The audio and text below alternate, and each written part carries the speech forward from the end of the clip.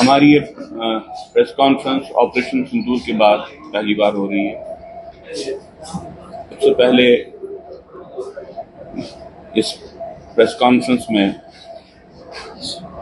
Operation सिंदूर की सफलता को लेके हम भारत सरकार और ख़ास तौर से हमारी जो डिफेंस फोर्स को उनको बधाई देते हैं और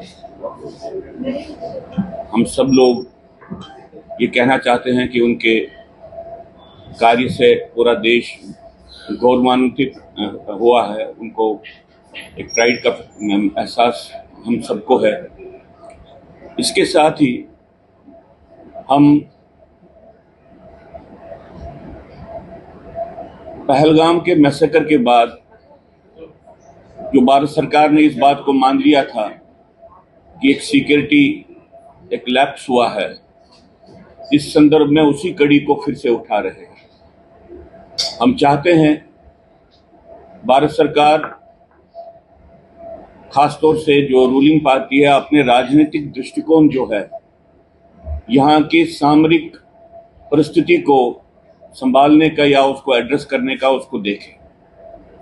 आपने सुना होगा कि बार बार हमको हाईएस्ट लेवल पे ये बात नेताओं की तरफ से सरकार में जो नेता है उनकी तरफ से आती है कि वो यहाँ पे अलगाववाद के ओवरग्राउंड स्ट्रक्चर को खत्म कर देना चाहते हैं, उसको नेस्तनाबूद करना चाहते हैं। एलजी साहब ने भी यहाँ पे ये बहुत बार बात कही, होम मिनिस्टर साहब की तरफ से भी ये बातें आई हैं, प्रधानमंत्री की तरफ से भी ये बातें आई हैं।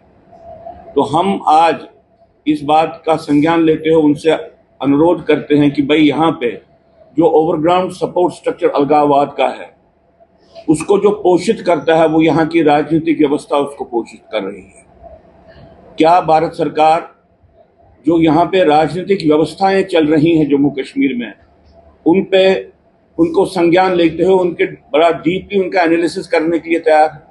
हम भारत सरकार से कहते हैं कि वो एक कमीशन बिठाए ताकि जिस तरीके से यहाँ पे पॉलिटिकल पार्टीज का यहाँ पे रोल चल रहा है उसको ध्यान में रख के उसको जांच करके ये देखे कि क्या कहीं उनके बर्ताव के कारण, उनकी सोच के कारण, उनकी राजनीति के कारण यहाँ पे ओवरग्राउंड स्ट्रक्चर्स तो नहीं पनप रहे हैं।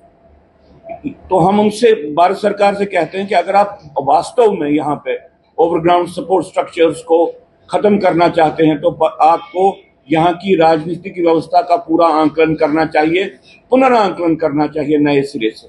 और ये शुरुआत वो करे सबसे पहले इस बात की जांच करके कि जो पीडीपी बीजेपी अलायंस बना वो किस बात को लेकर बना, उसके पीछे विषय क्या था।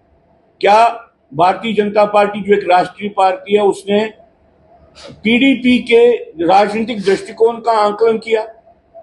क्या वो समझती थी कि ये राष्ट्रवादी पार्टी है और राष्ट्रवादी एक रोल प्ले कर सकती है? ये इसलिए जरूरी कहना है क्योंकि आप सब लोगों को मालूम है कि जमात इस्लामी के साथ पीडीपी के जो रिश्ते हैं वो बहुत समय से अखबारों के माध्यम से, नेताओं के माध्यम से सामने आते रहे।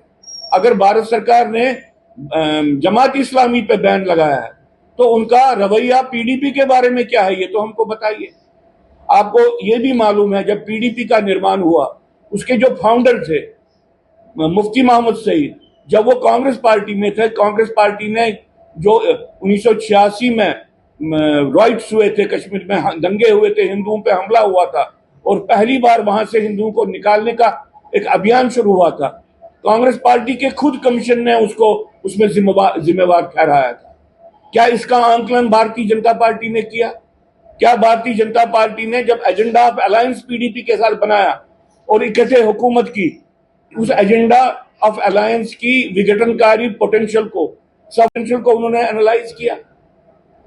मैं ये बातें इसलिए कह रहा हूं कि हमने पिछले इलेक्शन में भी देखा कि यहाँ पे कश्मीर घाटी में और जम्मू के भी बहुत एरियाज में जो इलेक्शन कैंपेन चले, अगर कोई और मुल्क का वहां पे होता वो समझते कि बहुत सी पार्टियां तो अलगाववादी किस्म का इलेक्शन कैंपेन चला रहे। इन बातों का संज्ञान भारत सरकार क्यों नहीं लेती है?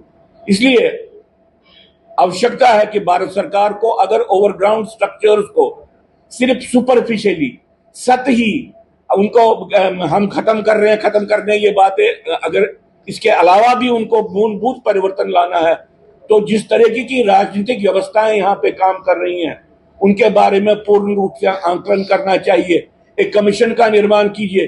क्या यहाँ पे जो राजनीतिक व्यवस्था है क्या वही कहीं पे पोषित तो नहीं कर रही है यहाँ पे अलगाववादी तंत्र को, यहाँ पे ओवरग्राउंड स्ट्रक्चर टेररिज्म को? और उसके लिए हमने आज कहा कि सबसे बड़ा बेहतर शुरुआत करनी चाहिए बीजेपी पीडीपी का जो रिश्ता था और पीडीपी पार्टी का जो पॉलिटिकल फंक्शनिंग कश्मीर पे रहा है उस बात का आंकलन करके। और अगर यह भारत सरकार करती है, मैं समझता हूं कि सही मानूं में यहाँ पे अलगाववाद और आतंकवाद के आंतरिक सपोर्ट स्ट्रक्चर को खत्म करने की प्रक्रिया की दिशा में एक सही कदम